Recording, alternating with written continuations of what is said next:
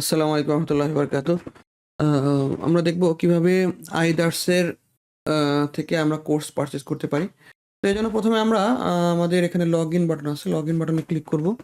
Login বাটনে click করার পরে আমরা অবশ্যই কন্টিনিউ উইথ গুগল দিব। তাহলে খুব সহজে আপনার যেই Gmail অ্যাকাউন্টে লগইন করা আছে এটাতে অটোমেটিক লগইন হয়ে যাবে। তাহলে নতুন করে আর ইমেইল পাসওয়ার্ড দেওয়ার প্রয়োজন হবে না। কারণ আমরা চাচ্ছি যে সাইটগুলো এবং আধুনিক যে সাইটগুলো এমনভাবে ডিজাইন করতেছে যাতে করে নতুন অ্যাকাউন্টের জন্য নতুন অ্যাকাউন্ট খোলা না লাগে। অর্থাৎ সেক্ষেত্রে আপনার Google এর যেহেতু একটা অ্যাকাউন্ট খোলা আছে, আপনি Google দিয়ে আপনি সমস্ত সাইটে লগইন হবেন। নতুন সাইটগুলো এটা ট্রাই করছে। সেই হিসেবে আমরাও এটা ট্রাই করেছি।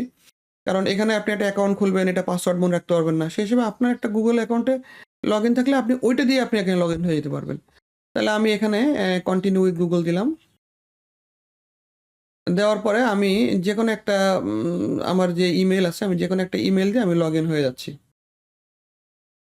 আচ্ছা, তো আমি লগইন হয়ে গিয়েছি। এবার লগইন হয়ে যাওয়ার পরে আমি এইখানে ক্লিক করে আমি এই মাই কোর্সেস এ ক্লিক করলে আমার কোর্সগুলো দেখাবে। আচ্ছা, তো আমার যেহেতু এই কোর্স পারচেজ করা নাই, তো আমি এখান থেকে একটা কোর্স পারচেজ করব।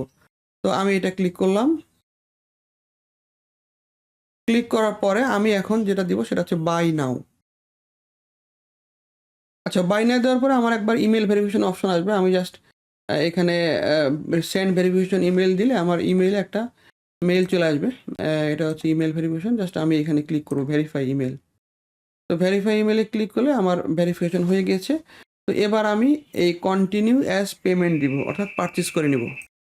কন্টিনিউ পেমেন্ট দেওয়ার পরে আমার এরকম অপশন আসবে। আমি এখান থেকে জাস্ট এসএসএল কমার্স সিলেক্ট করব। এসএসএল কমার্স সিলেক্ট করলে আমি pay by SSL commerce.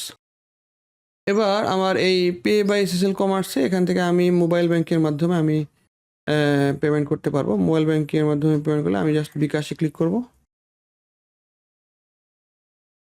Click করে আমি নিচে গিয়ে পে দিয়ে দিব।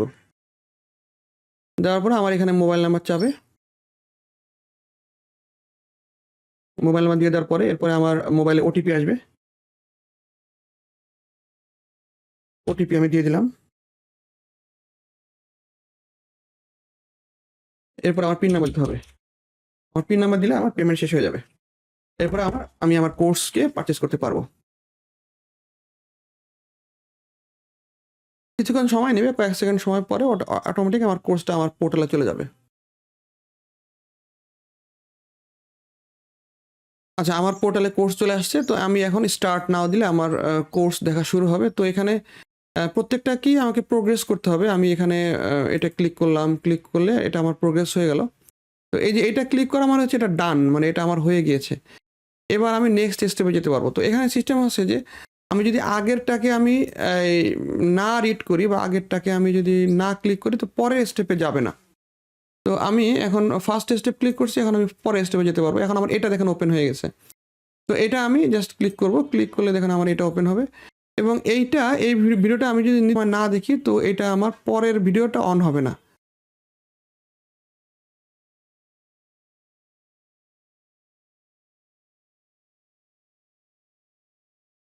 এই যে প্রায় শত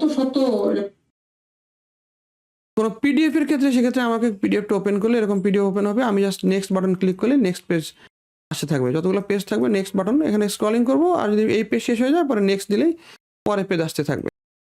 আচ্ছা, আমার সবগুলো যখন দেখা শেষ হয়ে যাবে, একবারে সবগুলো এখন টিকটিক চলে আসবে। একবারে সব পিডিএফ এবং সমস্ত কিছু যখন টিকটিক চলে আসবে, এরপরে আমার এই কুইজটা অন হবে। আমি এরপরে কুইজে ক্লিক করতে পারবো।